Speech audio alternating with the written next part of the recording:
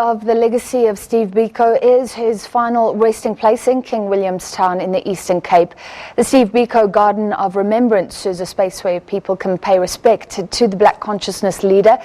Through the garden, he's also being honoured today, marking, of course, 40 years since his death at the hands of police, and his gravesite an important part of the commemorations.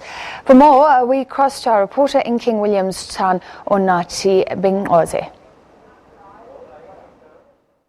Very good and a warm welcome to all our SABC News viewers, and we are coming to you live from the Steve Biko Garden of Remembrance. This is the final resting place of Mr. Steve Biko. As we are wrapping up the Ginsberg leg of a series of events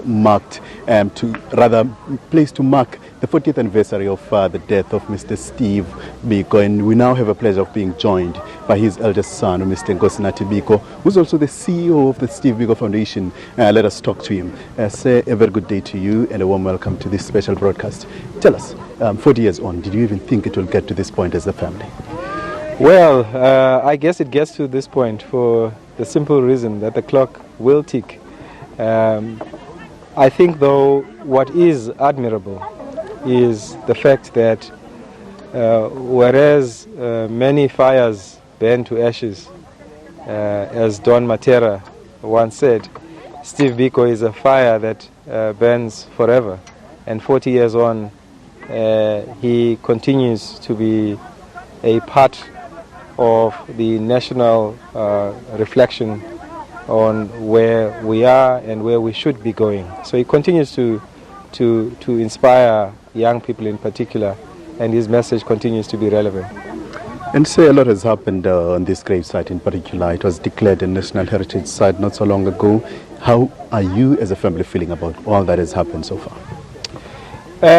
Well, we've kind of held back, and we didn't want anything done to this, and that's why that stone stood here for 40 years. But after 40 years, of course, it had structurally been compromised. The South African Heritage Resources Agency has a program to erect tombstones on the graves of heroes of our struggle. And it got to Biko's turn, and that was what was happening earlier on. So we had given the site over to SARA, and having completed the job, they were giving it back to us. I think we should concern ourselves a little more than just with the symbols, and a tombstone is merely a symbol. I think that the greatest honor we can visit upon our heroes is in fact to focus on the work and the things they deemed important for this country. And I think that would be the best monument to Steve Biko. Sir, it's been an absolute pleasure working with you. Thank you very much for your time. Thank you very much. Well, with that, it was a wrap from our side here. It's back to you in Auckland Park.